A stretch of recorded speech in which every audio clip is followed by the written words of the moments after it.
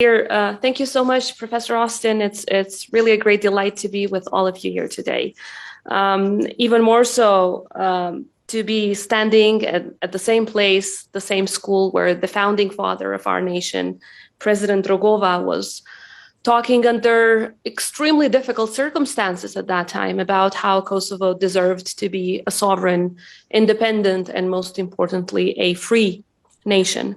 Not long ago, I was sitting in rooms just like this as a student, later on as a professor of international law and international relations.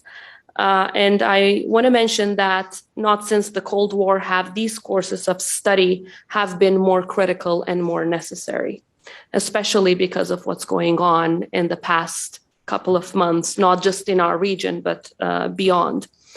I was also in the room when my country was born. The Republic of Kosovo was born. And now I'm not only honored and privileged, but at the same time have the great responsibility of leading a nation that is ready to do anything to defend the freedom that we have today, which was achieved with so much sacrifice of so many people before us, including those that belong to our generation and are unfortunately not with us today. Every international relations principles converged on Kosovo, and it sometimes even generated norms that are part of your new books today.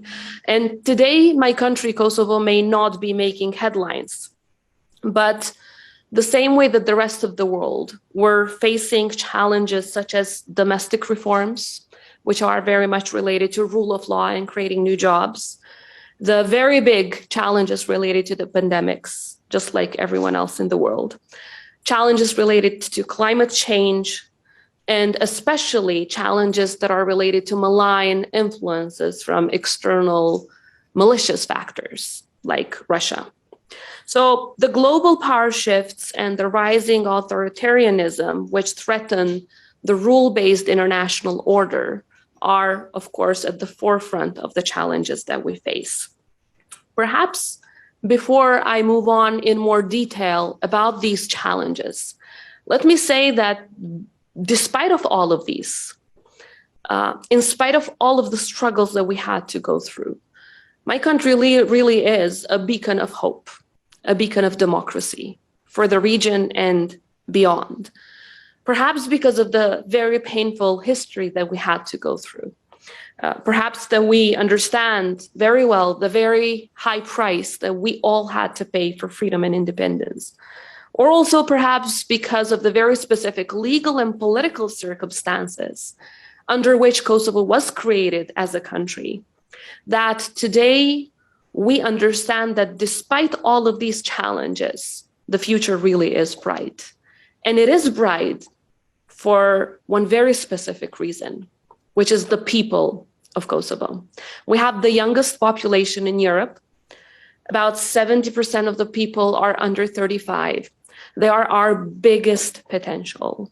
And I'm a true believer that unless a country invests in its human potential, in its people, it will never be able to get out of poverty, to get out of the challenges that it faces in any other area, whether it's economy, education, or health. And that unless we really turn our attention, as well as our budget and our investment, from building highways and spending it on wages, to, of course, that is important as well, but to really investing in your people, which is education, as well as health services, we will not be able to pass the economic challenges that we have, and we will not be able to achieve the sustainable economic development that our country needs and our people deserve. Which is why the new institutions that were built after the 14th of February elections, which showed not just the biggest turnout, but also the biggest trust, the highest trust the people of Kosovo had ever vested upon any leadership in the history of the country, are focused on a platform that is based on jobs on one side for youth and women, specifically and most importantly, and secondly, on justice. Perhaps let me stay a little bit on what do we mean by justice, this very broad concept. You know, we really believe that unless there is rule of law, unless there is independent judiciary, unless there are fully independent, impartial security institutions who do their job in accordance with the law and only in accordance with the law, we will never be able to succeed in any other area, especially not in economic development.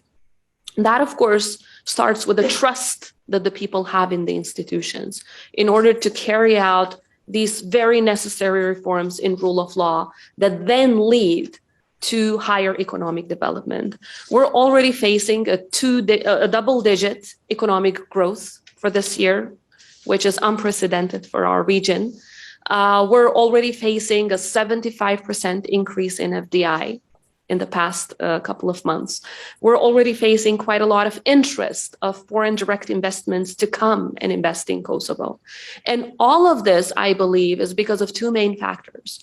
Because there is trust in the institutions, and because we're offering all of these foreign direct investors legal predictability, which is key for them to look at Kosovo, a country that is geographically located in Europe, excellent geographical location. So with all the nearshoring happening, of course, now after the pandemic, it is the best place to invest in, open businesses, especially export-based businesses, because of the very cheap labor, because of the very young population, because of the multilingual population who are very much tech savvy, that have turned Kosovo into one of the biggest tech hubs in the region, and who are really ready, being one of the most pro-American, pro-Canadian, and pro-European, the most pro-Canadian, pro-American, and pro-European nation on earth, really ready to welcome these businesses and work together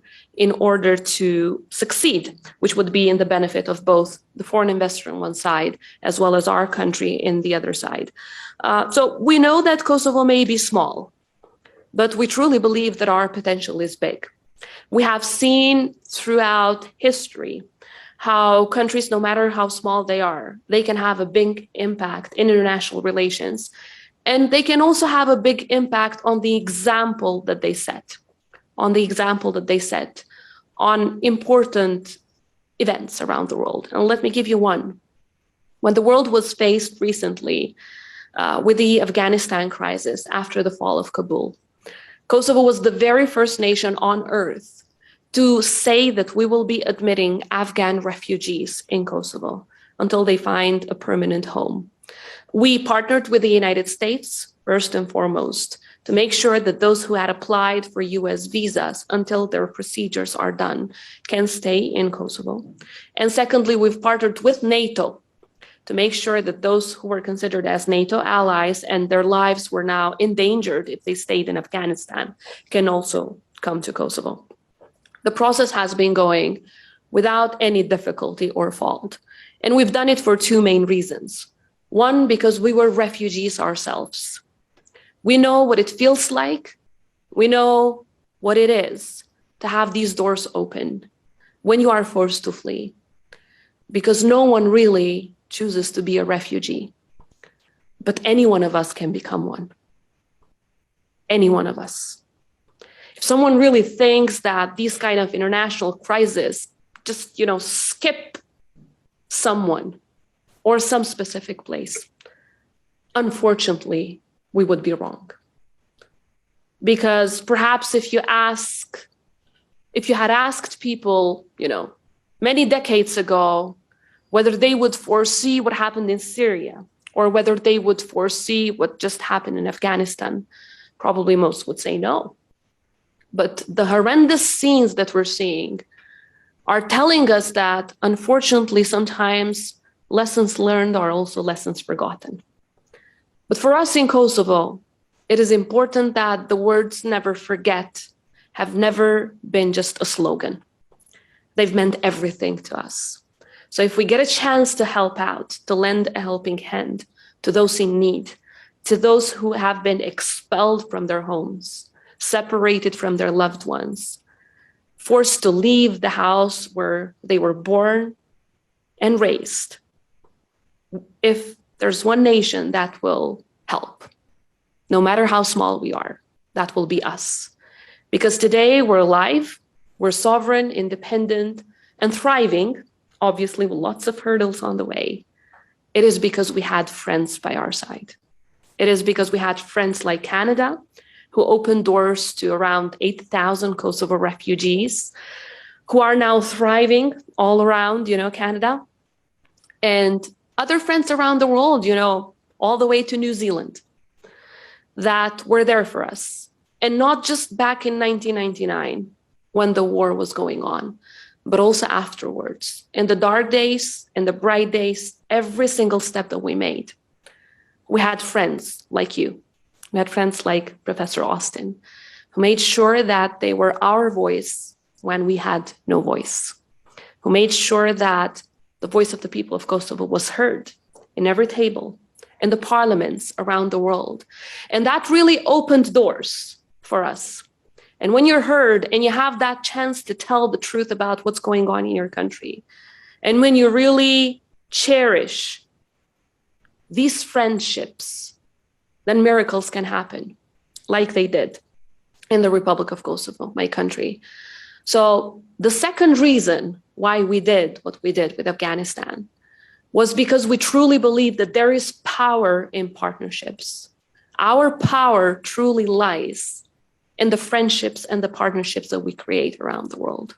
None of us will be able to be successful, no matter how big or small, in the challenges that I mentioned, from the pandemic to climate change, unless we really work together.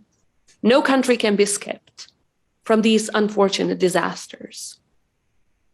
And while these may be, of course, very much also related to the actions of mankind, but at the same time, it is shown that unless we work together, we will not be able to challenge either future pandemics or future risks to international orders and security, which is one of the challenges that our region is currently facing big time.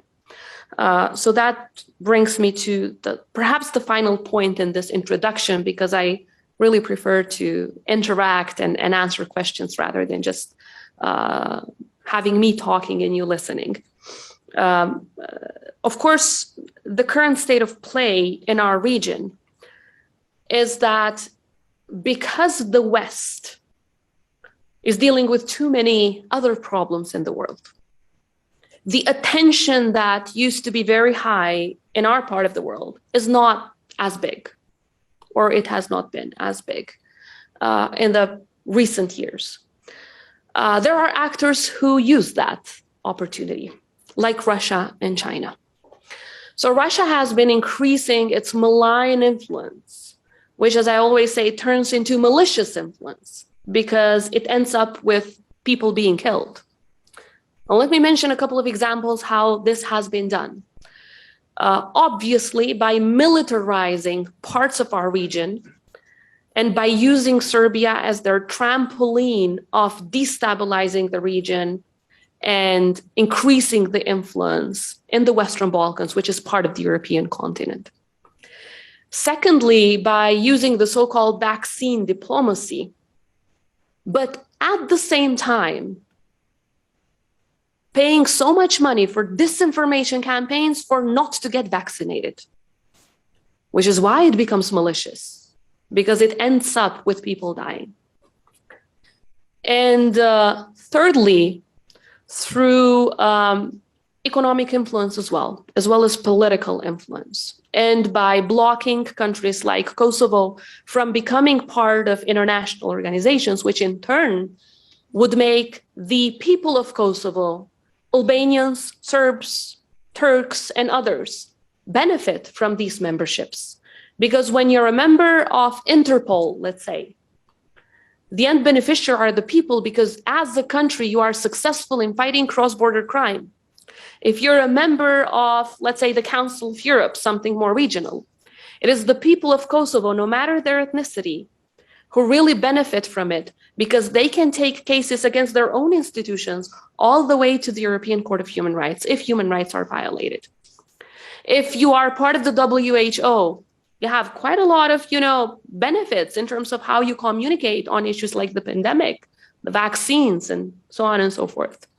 So obviously, Russia has been blocking us. And they have been militarizing Serbia with MiG-35s and all kinds of missiles and drones because they have one specific, very specific aim. And the aim is not necessarily Kosovo. The aim is the United States, countries like Canada, and the values-based systems, which are the EU and NATO. Because by keeping a destabilized Western Balkans, they make sure that we cannot get to the EU and NATO. And by not getting to the EU and NATO, they make sure that they're attacking the value of the European Union as a united project, which will never be complete unless the Western Balkans really join it. And they attack NATO, not just as a security and military organization, but on the values that it represents. So this is not some little kids quarreling there. Bosnia versus Serbia, or Serbia versus Kosovo, or Montenegro, and other countries that are being destabilized by Russia ultimately through Serbia. This is Russia, Russian autocracy versus the democracy that all of us have achieved together. And we should understand it as such. That's why what's happening in Kosovo and Bosnia and Montenegro today should never be seen as far away from home. Because ultimately, it's about the values that this country has brought to our part of the world. It's about attacking those values. But let me conclude on this, now really conclude. They will not be successful on that.